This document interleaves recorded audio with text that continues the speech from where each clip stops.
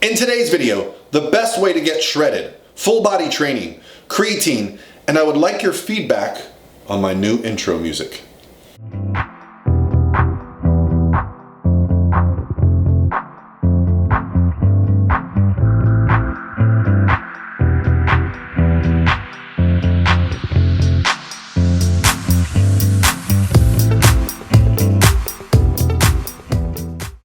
What's going on? This is Paul Ravella from ProPhysique.com. In today's video, we're going to discuss several topics that come from my Instagram direct message. And if you'd like to send me a question and have it answered, here's my Instagram direct message here. I am a coach. What I do is coach people for a living. So what I find is that not everybody has the luxury of a coach, and so I like to give back and provide some information for you guys. And so these are some of the more common questions I get, and what I'm going to try to do today is get through multiple questions, okay?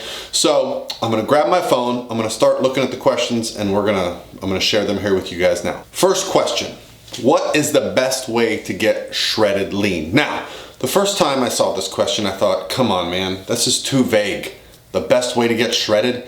I mean, I could go 1,000 directions from there.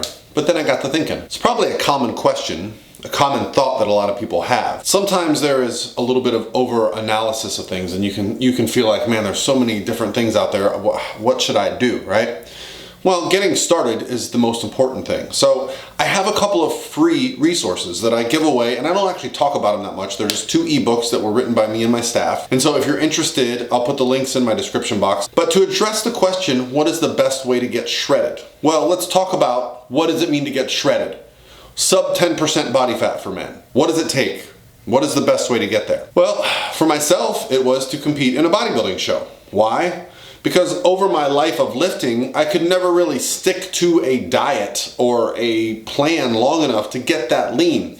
I would start to get lean, and then I would start to suffer a little bit in the gym. I would get tired of cardio. I would get tired of counting my calories, those kind of things, and I would just get over it, and I'd be bored with it, and then I would switch gears again and go, now I want to bench 400 pounds, right? So I would constantly be switching goals. So for me, the best way to get shredded was to do a bodybuilding contest. Why? Because nothing for me was as motivating as knowing I was going to get on stage in a little tiny pair of posing trunks next to other people who were working.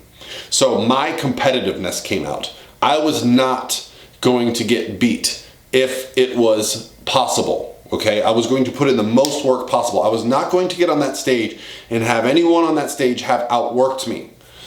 And it worked. I won my first show, on my second show. I did very well in bodybuilding competition, and I found that I needed that competitive drive. What is the best way to get shredded for you? Well, beyond the fact that you need to be in a caloric deficit for a long time, you need to be doing cardio, you need to be doing your training, you need to have a diet that you can stick to, right? I mean, I have tons of videos on nutrition and training, and if you want more specifics on how to set up your macro ratios, I got a video on that. How to set up your cardio, I got a video on that, right? So I feel like for me, you're looking for a different answer, like a philosophical answer. So that answer is going to be, find something that motivates the crap out of you to get lean, whether that be a photo shoot, a competition.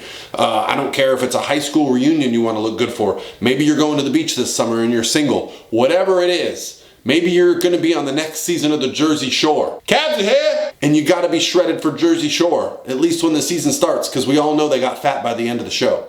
So what we need to do is find the goal. That's the best way to get shredded. Then find things that you enjoy. I love lifting weights. I like doing cardio. I like eating healthy. Like, these are the things that work for me. What works for you? Hopefully that answers your question. I'm trying to get rid of the body fat on my lower back, sides, this kind of thing. This is another question that I get quite frequently, and you guys have seen my videos lately, so I'm not gonna make a whole video about this. But this video is just what I call stubborn body fat. I did a video on how to get shredded, how to lose stubborn body fat. I've done these videos, so if you haven't watched those, I'll just explain it here. That body fat on your body is the last to come off. It's super annoying, right? So you can lose 20 pounds and still have little saddlebags on your lower back or your lower abs or on the side. For me, to get that body fat off, for me personally, when I compete, that stuff does not come off till I'm below 7% body fat. That's my lot in life. That's our cross to bear. Everybody has a cross to bear when it comes to getting lean. Usually, the place that you lose fat the last is also the place you gain it at the first, so it comes back on. So it's up to you to decide if you want to diet down and see. Now, I have seen some changes in body composition where people diet down and they have body fat in predominant areas, and when they put body fat back on, they put it on in a more even manner. So maybe that's the case, but again, you're gonna have to see a body weight that you haven't seen in a long time. You're gonna have to diet through getting your entire body lean. I like to use the analogy of the pool of water. To get the body fat to come off your love handles, you gotta empty the tank of the pool. You gotta get to the bottom of it, and that's it. That's it, all right? What about taking creatine? I am a big believer in creatine, using it year-round. Now, I'm not always the best about taking it all the time, but I also eat a diet that's got a good amount of red meat in it. So if you eat some red meat, you're getting some creatine naturally. However, I still recommend 3 to 5 grams per day of creatine. If you've never taken it before, should you do a loading phase? Perhaps. What creatine does is it saturates the muscle cells. So you can saturate them quicker if you have none by doing a loading phase. I did this when I was younger. I think we used to do like 15 to 20 grams a day for the first week, and I don't usually recommend that now unless you just want to try it. But I just take my 3 to 5 grams per day, move on. When cutting for fat loss, hell yes. Because what does creatine do? It helps us with performance, helps us with muscle size. Those are things that I want when I'm trying to get leaner. I want to keep my muscle and I want my muscles to look full. So yes, I would keep creatine in or add it in when you're cutting. Are full body splits or individual body part training sessions better? Been training for about 1.5 years. Well, comes down to this. What are your goals? Now, I love full body training sessions. Getting in the gym and training your full body and getting out and taking the next day or two off is great for someone that wants to look fit and be healthy. For someone that wants to be putting on the most amount of muscle that they possibly can, you're not going to be able to do full body splits for a very long period of time. Why? Because over time, we're going to get to a place where our intensity and our training volume need to increase to be successful, okay? Initially, yeah, you can change your body a lot with full body training splits and lots of days off, but over time, the 2 biggest variables that I feel are for building muscle are training intensity. Now, what does intensity mean? That means how hard you push on a set. Now, when you push really hard on a set, what happens? You have to recover. That can take a few minutes. If you're doing this for a full body session, you can be in the gym for a couple hours. Not very realistic, okay? The other thing is training volume, sets times reps times weight. These 2 things determine our progress over time. Well, it's hard to get a lot of training volume and a lot of intensity in the same session because you're going to be in the gym for a very long time. So after a while of training full body and you feel like you're not making progress, this is when we can go into some like push-pull leg splits, where instead of doing your full body, maybe you're doing only the muscles that are associated with pushing, okay? Things like shoulders, triceps, and chest, right?